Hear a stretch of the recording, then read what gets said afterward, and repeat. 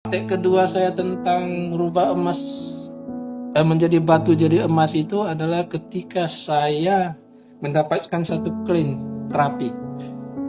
Bapak ini adalah tokoh masyarakat. Sudah sangat mungkin sudah ada terkenal, kemudian melakukan banyak hal kebajikan, kemudian punya pengetahuan, juga sangat orang yang baik sekali, ya. Tetapi dia mengalami suatu penyakit yang disebut dengan psikosomatik. Dia selalu merasa cemas, merasa takut, ada yang kurang dalam dirinya. Dia merasa apa yang dilakukan itu kok tidak memberikan rasa bahagia pada hidupnya. Kok ada sesuatu yang belum dia temukan.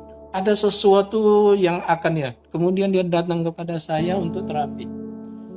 Dan sebelum terapi pun melalui proses tatap muka aja, kemudian saya sudah tahu orang ini sedang menggenggam semua emas dalam dirinya, tapi dia tahu. Kemudian dia merasakan itu adalah batu yang menyebabkan dia down dalam kehidupannya.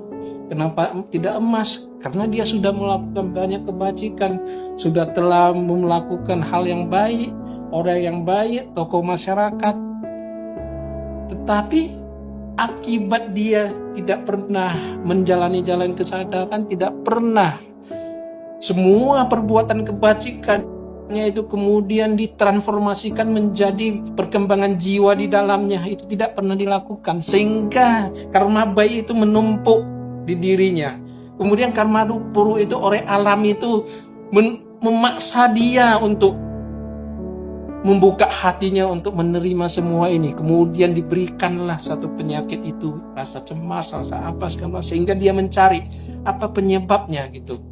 Sehingga dia bertemu dengan saya, kemudian saya mulailah proses mengubah apa yang dia rasakan sebagai batu, penyakit dalam dirinya itu saya coba merubahnya menjadi dia menemukan emas dalam dirinya. Saya bilang, Pak, kamu sebelumnya dia sering merasa bahwa dirinya itu diguna-guna orang. Dia datang itu karena itu, merasa orang diguna-guna orang, dikerjai orang. Sudah berobat ke dokter-dokter manapun tidak pernah sembuh-sembuh, berulang-ulang penyakit gini. Saya bilang, kamu tidak pernah sakit, kamu sehat-sehat aja secara apa?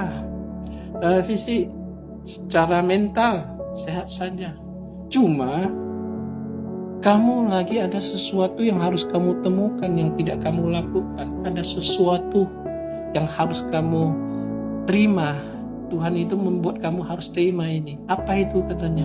Sedangkan saya sudah sakit setengah mati kok dibilang saya itu dapat anugerah. Iya, Bapak sudah cukup melakukan kebajikan, sudah cukup melakukan segala macam hal-hal yang baik, tertumpuk karma baik kamu. Karma baik itu harus bertransformasi dalam perkembangan jiwa kamu. Tapi Bapak tidak pernah melakukan perjalanan diri untuk melatih jiwa kamu itu untuk menjemput semua kebajikan-kebajikan yang kamu lakukan. Dan sekarang alam semesta itu memaksa kamu, membuka hati kamu dengan memberikan kamu penyakit ini untuk kamu mencari.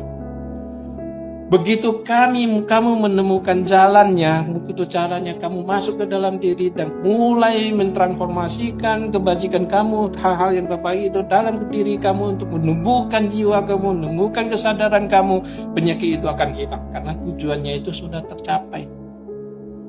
Dan Bapak itu antara bingung dengan sadar atau apa, masih belum bisa menerima. Kenapa? Karena dia masih berpola pikirannya lebih dominan daripada kesadaran. Bahkan dia pun tidak tahu apa itu kesadaran ada dalam dirinya itu.